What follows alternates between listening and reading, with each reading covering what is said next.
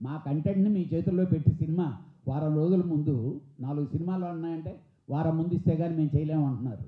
ఈ వారం రోజులు ఇలాంటి దాటికి చేయడానికి వాళ్ళకు ఉపయోగించుకునేదానికి అందుబాటులోకి ఇస్తున్నారా లేకపోతే ఏంటి అనేది డెఫినెట్గా పిలిచి మాట్లాడాలి. ఆ పనిష్మెంట్ వీళ్ళకే జరగాలి.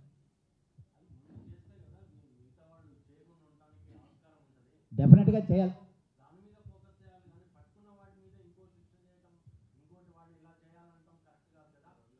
సార్. అంటే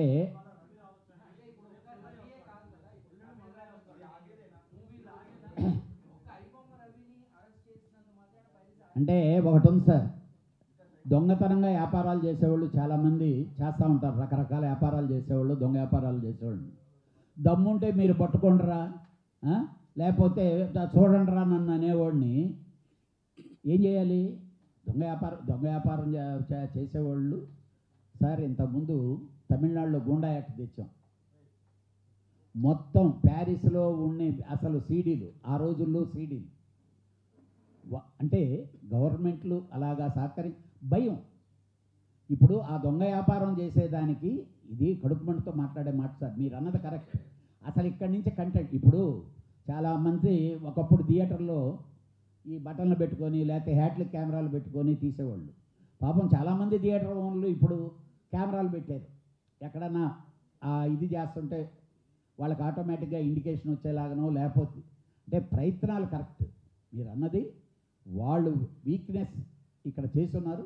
డెఫినెట్గా ఆర్గనైజేషన్ డెఫినెట్గా వాళ్ళని పిలిపిస్తుంది.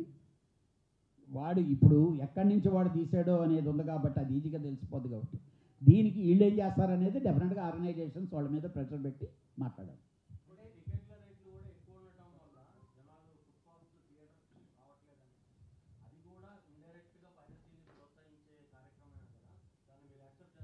Hundred 100% you are right.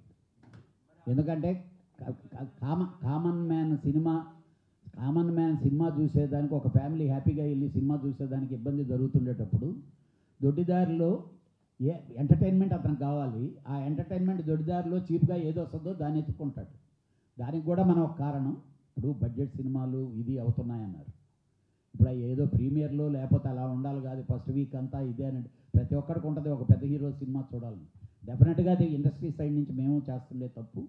డెఫినెట్గా అందరూ కూర్చొని మాట్లాడుకుని దాన్ని సర్దిద్దుకోవాల్సిన అవసరం ఎంతైనా ఉంది. ఫిల్మ్ ఛాంబర్ ఎందుకు సపోర్ట్ చేస్తాం సార్ టికెట్ రేట్లు పెంచడాన్ని?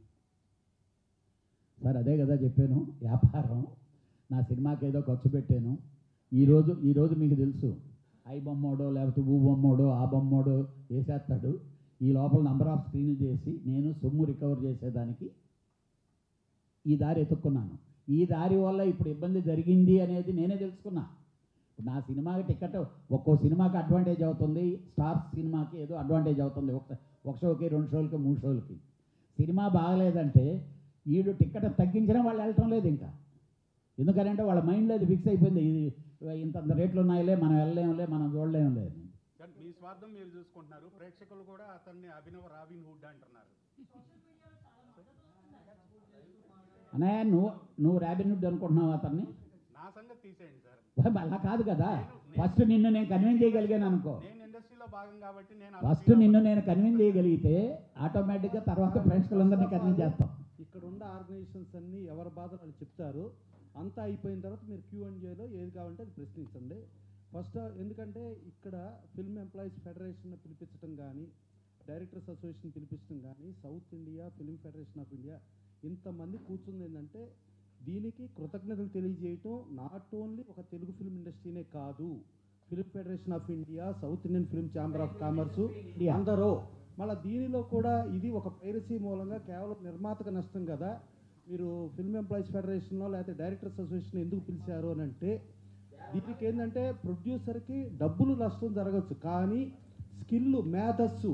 ఒక డైరెక్టర్స్ అసోసియేషన్ ఒక డైరెక్టర్ వస్తే ఆ డైరెక్టర్ సినిమా ఫస్ట్ డేనే స్క్రీన్ చేస్తే ఆ డైరెక్టర్ని, ఆ కాబోయే డైరెక్టర్ ఇవాళ అయిన ప్రతి డైరెక్టర్ కూడా ఒక చిన్న డైరెక్టర్ నుంచినే స్టార్ట్ అయ్యాడు, ఒక చిన్న సినిమా నుంచినే స్టార్ట్ అయ్యాడు.